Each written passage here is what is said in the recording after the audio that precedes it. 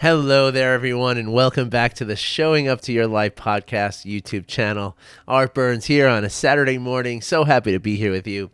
And here to talk about a little brain integration science and neuroscience here. I want to talk about this today. It's a really so I'm taking this course. You know, I always part of my mission as a coach is to or part of my obligation as a coach is to constantly be learning, right? I think that's a really important thing. And I think that's important for our lives in general. You know, I happen to know that for the health of our brains, right? It's important to have new learning. You know, that's a fact, right? There's no ambiguity about that, right? And so knowing this as we do, you know, it's important to, to keep seeking out. Now, new knowledge can be in many, many different forms, right? Like new knowledge doesn't have to be neuroscience, right? It just so happens that I'm a geek for neuroscience and I love it, and it really plays into the work that I do, right?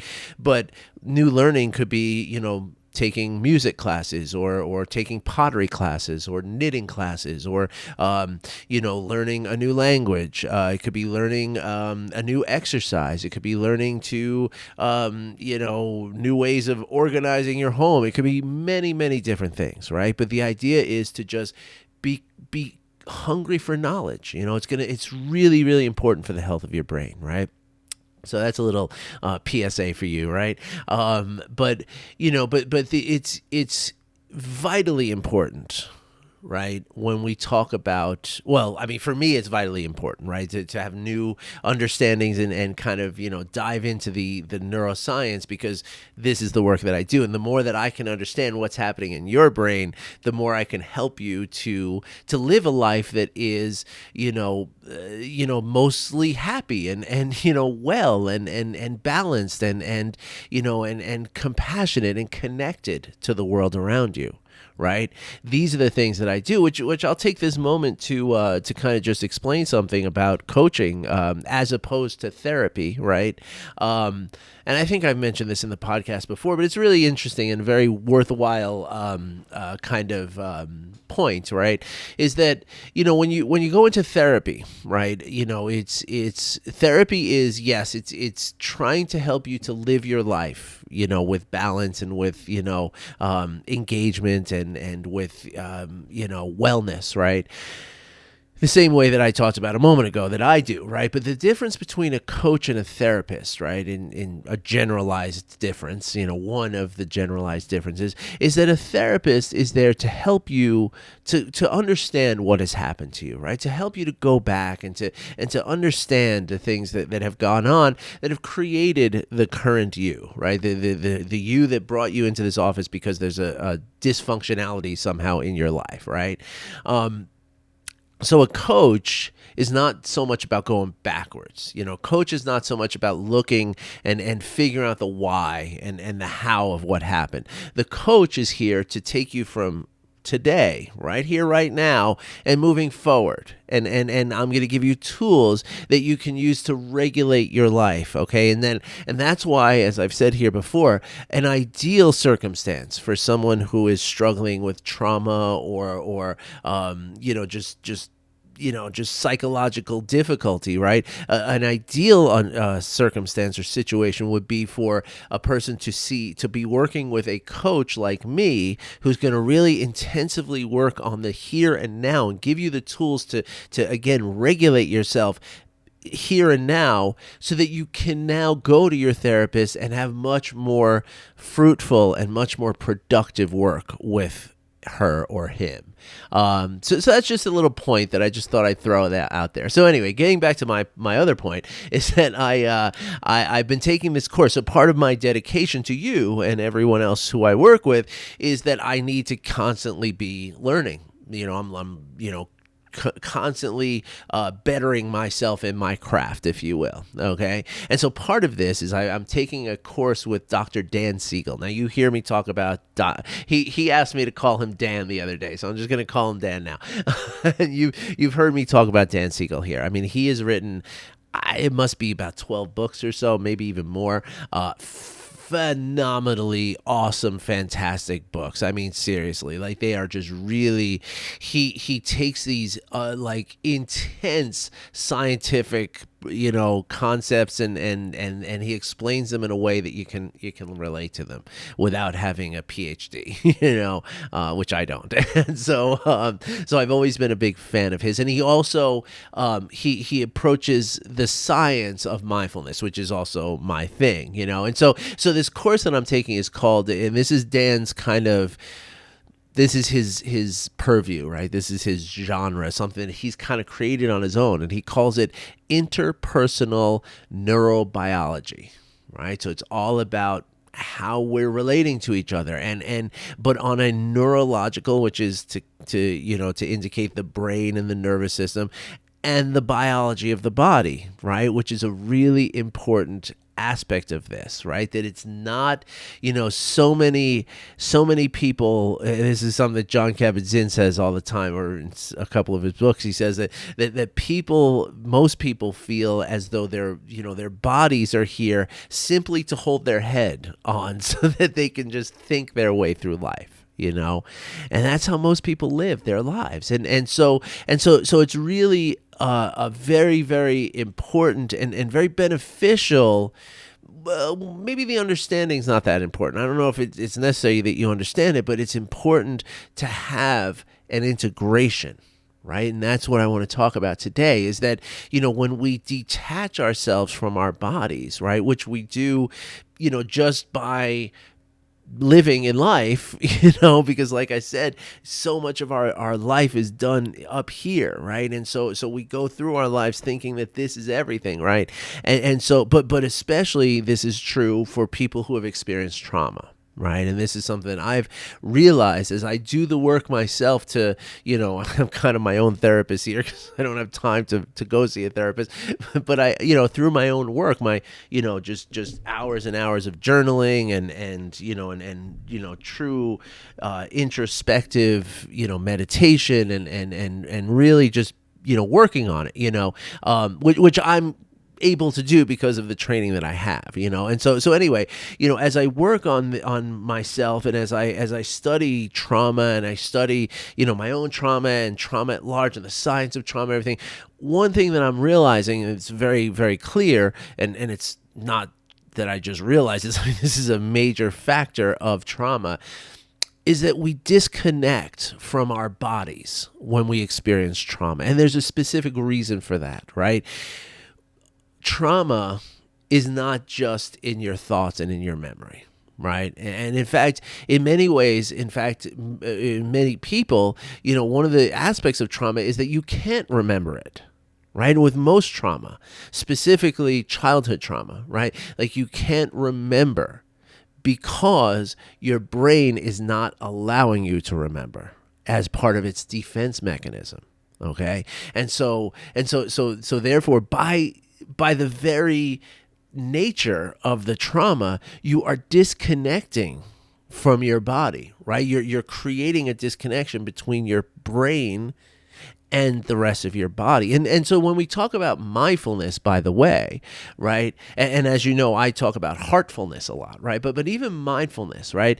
There is a great notion out there, and a lot of scientists will tell you today, this outdated notion that the mind and the brain are basically synonymous. Okay, but that is not true, right? The mind includes, the mind is I'm giving you my opinion, right? That's one of the things about the mind, right? That there's no book that we can go to that says, okay, this is what everybody agrees is the mind, right? That just doesn't exist. And many people say that when somebody does come up with that, they're going to win the Nobel Prize, right? Because that's like the holy grail in a lot of ways of neuroscience, right? And so there is a school of thought that believes that the mind is the brain, right? That the thoughts that are the electrical and chemical synapses that are happening that is the mind, right? That's not the notion that I subscribe to, right? Because I think the mind involves, let's just talk about, even if we were going to accept that definition that the neuronal activity is the mind, right? Well, we also have neurons, the same neurons that make up our brain, we can find in our heart, and we can also find surrounding our stomach. Okay. So where is the brain? And where is the mind, right? So I like to look at it as a system, right? And that's how my buddy Dan Siegel looks at it too. Very much, he actually calls the biome of the human body, he calls it a complex, well, and even the mind he calls a complex system, right? And there's various, I was looking through my notes, I don't have it written down, I'll have to go back to one of my video lectures and look them up for you, but there's a several qualities that define a complex system, and the mind hits every single one of them, right? And again, if we're talking about the mind, as just the brain, well, then it gets a little sketchy. But if we look at the mind as a whole system, then it starts to fall into place, and that's what I really like about the way Dan works things, right? And so one of the things though that he talks about so much, and this is by definition what I'm talking about, right? Like one of the, before I get to what Dan talks about, let me tell you what I talk about first. And sorry, Dan, much respect to you. Of course, I'm not upstaging you, but before I get to what Dan says, let me first talk about, the biological imperative that we have to integrate ourselves back into our bodies, right? There was a great experiment done many years ago. Malcolm Gladwell wrote about this in one of his books, and Search Inside Yourself talks about this in their book. And so this experiment was done at a college where they had hundreds of students show up because you could win $5 or something. So, college students are gonna they're gonna go to that, right? And so you have 4 decks of cards set out in front of you, right? 2 red and 2 blue, right? And I don't know the nature of the game. I'd have to look that up. But basically, flipping over one card at a time over any of the decks, you're either going to win a little bit of money, you're going to lose a little bit of money, right? And so the 2 red decks are straight out of the box, right? Just shuffled and put down there and, go play, standard, right? But the blue decks are completely fixed. There's no way that you can possibly win with the blue deck. So so what they found was, each of the people, it was around 30 turns or so that they said, okay, something seems up here, right? And after about 50 turns, everybody was like, okay, yeah, the blue decks are fixed. I'm not winning anything with the blue decks. This game is rigged. Give me the money I've won and let me go, right? That kind of thing, right? But here's the thing. Everyone that played the game was hooked up to a polygraph machine, right? A lie detector. And one of the things that a polygraph measures is the sweat glands on your palms, okay? Now, the sweat glands on your palms are different from the sweat glands in the rest of your body in that they don't react to heat. They react to an internal signal of danger and stress and fear, right? And it's, I'm not going to go into the whole biology of how that happens, but that's what the sweat glands on your palms really are doing, right? And so what they found was that after like 8 or 10 turns, right, the people were registering some activity in the sweat glands of their palms, meaning that they knew something was up, right? But they also started favoring the red decks without even knowing. So this brain didn't know what was going on, right? The brain that could speak and the brain that could communicate and stuff had no idea what was going on. But the brain down in the gut knew like 30 or 40 times before the brain in the head knew, right? And so again, that's your intuition. Right? That's the thing. Like when you're making any decision in your life, right? You want to get that brain involved. You want to get this brain involved too, right? You don't want to just rely on this, because the thing is that this brain is also where we tell our stories and where we gather our information, right? And so this can be very fooled. Right? That's why these people, they were thinking about how much money am I going to make? Am I winning? Am I losing? I wonder where I'm at. That's what's going on here. So that's why they don't realize until, 40, 50 times later that, oh, wait, something's wrong here. And by the way, I think it was 50 turns that they started realizing, in 80 turns, now that I'm thinking about it, that they gave up on it, right? So they knew a full 40 turns before their brain registered it, their gut registered something was wrong. That's really significant, right? And so again, so what happens then is that, when we experience things like trauma, right?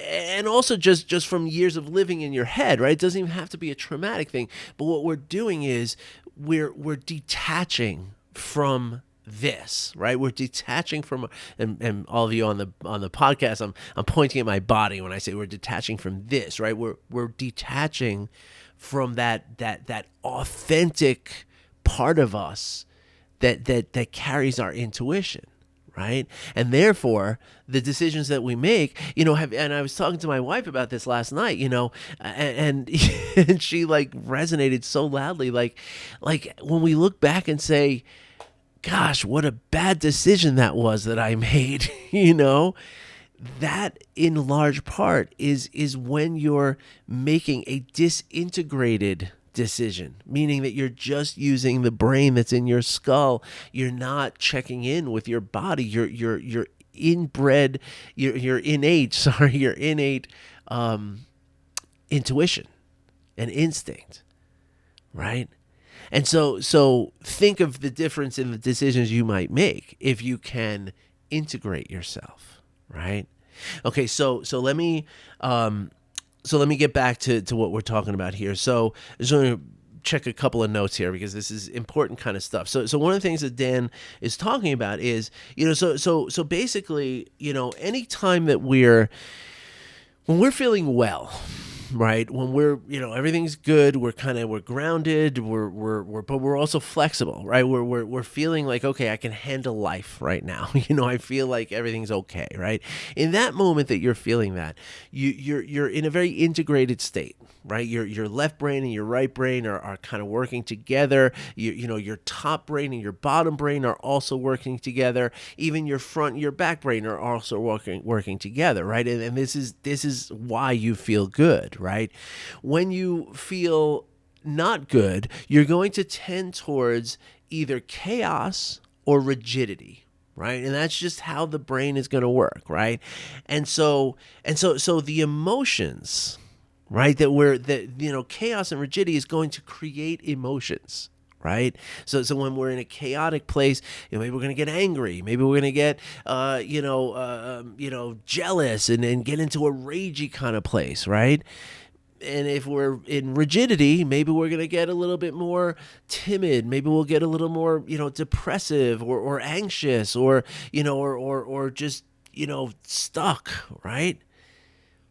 And so when we're feeling those emotions, right, that is when our brain is losing its integration, right?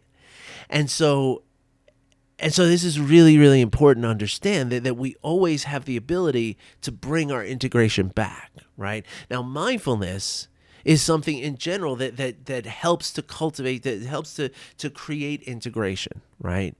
And so I just want to check if I'm not missing something. So yeah, okay. So the other thing is that positive emotions are when we're promoting integration in our body, right? When we're feeling positive emotions, that's when integration is happening in our brain, right? When we're feeling negative emotions, that's when the various parts of our brain are operating in disintegration, right? And this is specifically true, and I hate to tell you this, but I really do hate to tell you this, but social media is something that works against the integration of our brain. And that's important to understand, right? And this has to do with something called the default mode network, right? There's a network of neurons that actually kind of goes through the middle of the brain and uses parts of the front, parts of the back. But the various parts that it's using, right, is all about promoting or all about feeling a sense.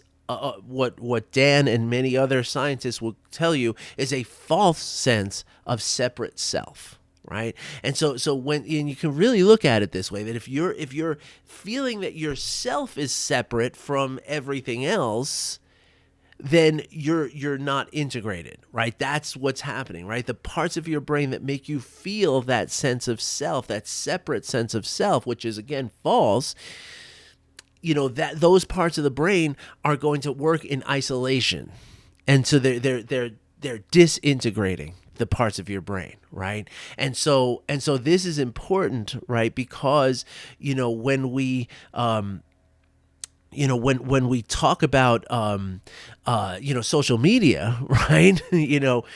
Social media is all about the separate self, right? Even though it feels like you're connecting to people, you're really not. You're most people are using social media. They're putting a selfie up there, like hey, look at myself that I'm putting up here, right? We're also like we tend to think about like, oh my gosh, how many likes did I get on that post? That's all promoting this separation, right?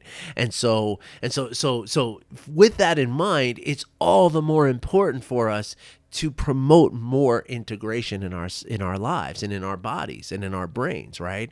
And so one of and mindfulness in general, as I said, does promote integration, right? Because what you're doing in mindfulness, right, is you're coming back into your body. We're using the breath to come back into the body.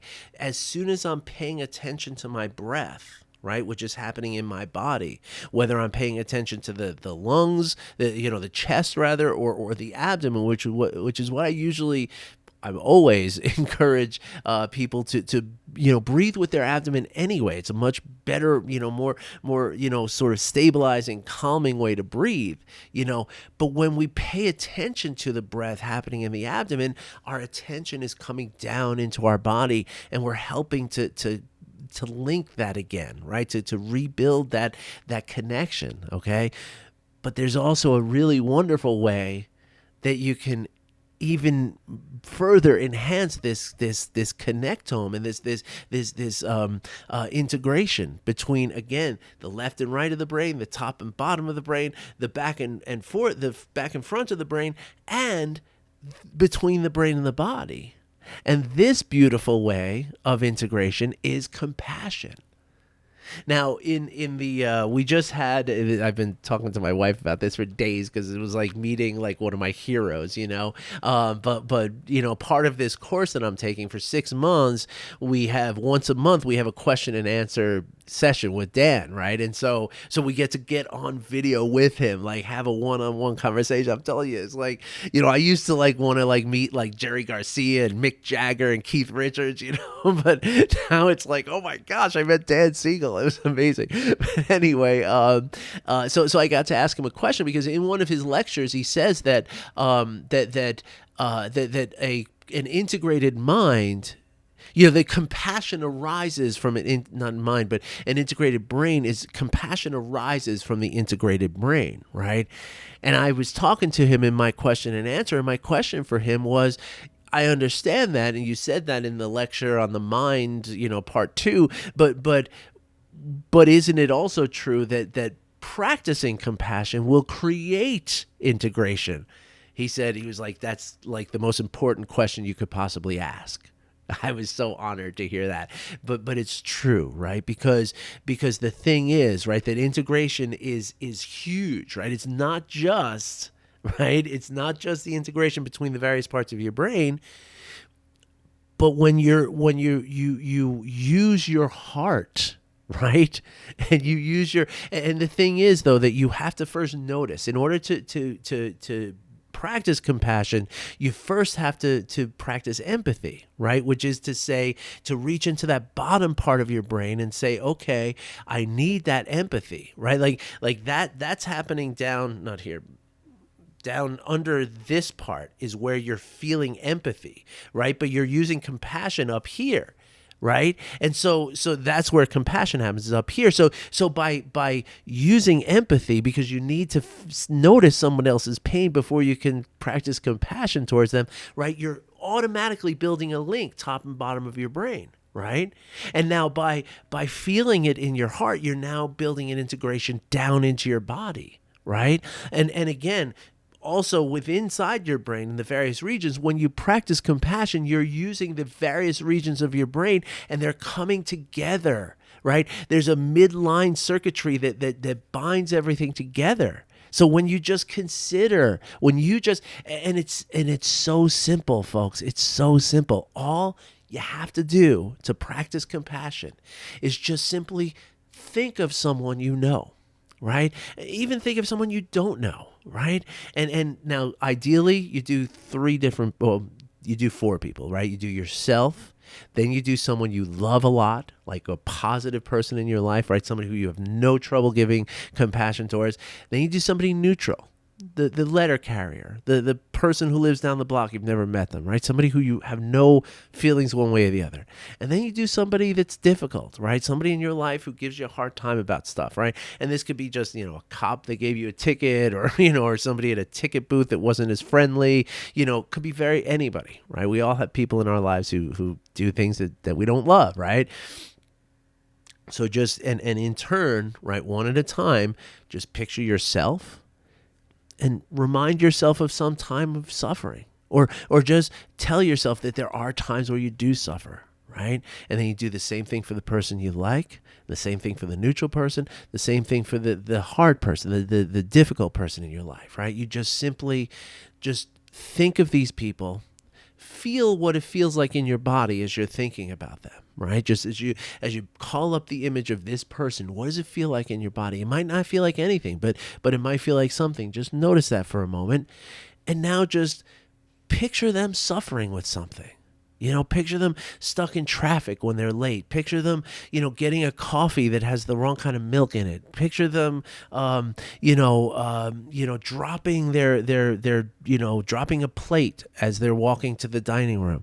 Picture them, with 5 loads of laundry to do on a Saturday morning. Little stuff that we all suffer with, right? Picture that suffering, and then just wish for the end of that suffering. Okay, now this could be your entire meditation practice, and you will benefit so deeply from it. Your integration will start to happen, and you will start to experience more positive emotions, and you will start to feel more empowered to do the things that you want to do in your life, right? You'll feel more balance, you'll feel more equanimity. And also, right, so before we go here, I know it's been a long podcast here, right? But there's integration, again, side to side, back to front, top to bottom within your brain. There's also integration between your brain and the rest of your body, right? Which happens via the vagus nerve, by the way, right? So there's a vagus nerve that comes right out of this part of your brain right here, and it extends all the way down to your gut, and it touches your heart and all the organs of your gut, right? And so when you practice compassion, what you're doing is you're stimulating that vagus nerve, right? And what the vagus nerve is, it's kind of peculiar as far as nerve systems go in the body, is that it's a two-way thing, right? So it sends signals back and forth. And so it's connecting your brain to the rest of your body. And then, because we're practicing compassion, what we're also doing is we're connecting to one another. Okay, we're extending past that concept of a separate self, and what we're doing is we're integrating with each other. Okay, and not just in empathy, right? Because empathy gets a little tricky, right? Because empathy is feeling another person's pain in you. Yes, that's a connection, right? But it's also what happens is, and this is an important part of integration that Dan talks about a lot, Dr. Siegel talks about a lot, is that integration is not a melding, right? It's not a combining, right? It's differentiation and integration. The way he describes it so beautifully, this is what I mean about how he describes things. It's just so relatable. He says, think of it more as a fruit salad than a smoothie. Right? And so when we experience empathy, a lot of times we can get lost in the other person, right? We lose our sense of self, right? And so we don't want to lose completely our sense of self. We just don't want to have that sense of self be so separate.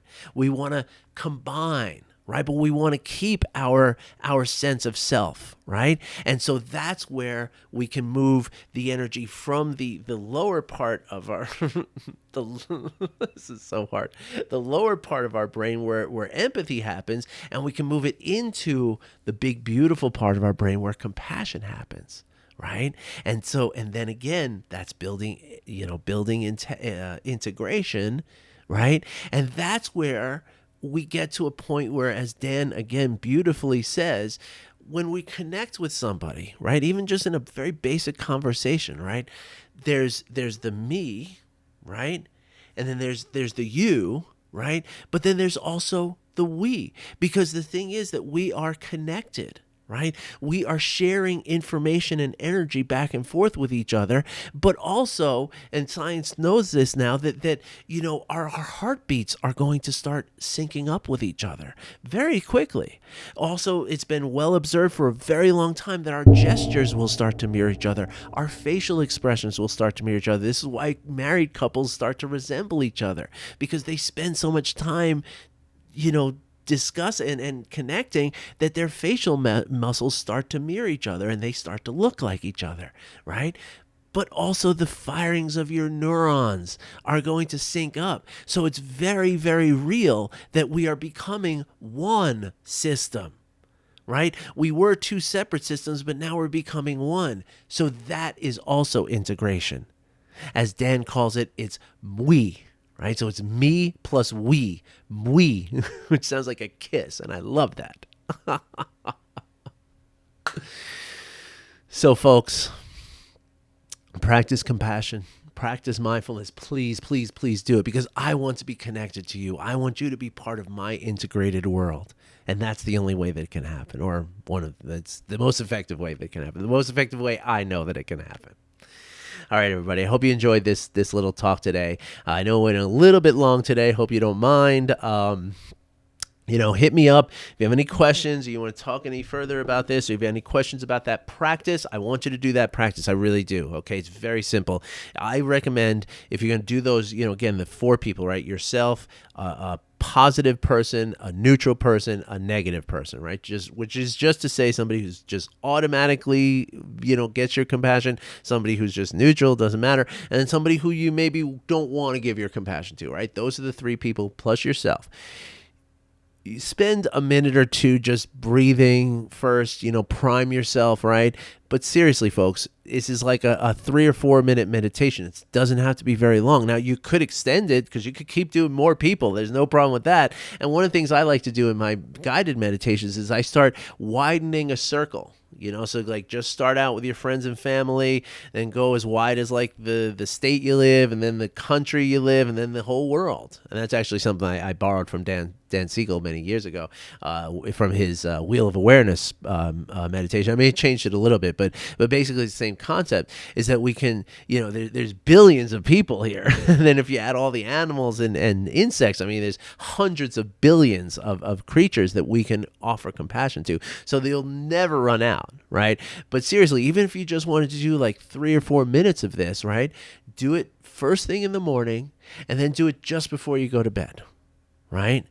And that alone is going to start, because what happens is, by doing that every evening and every morning, you wind up, you're going to start doing it throughout the day without even realizing it, right? So you're going to be building integration and promoting integration and increasing your wellness and your well-being all day long. And so that's a great little trick for you. And it's such a minimal investment of time. So see if you can do that. Let me know if you have any questions. All right. Thanks, everybody. Wish you well. Be back again tomorrow. Take care, everybody.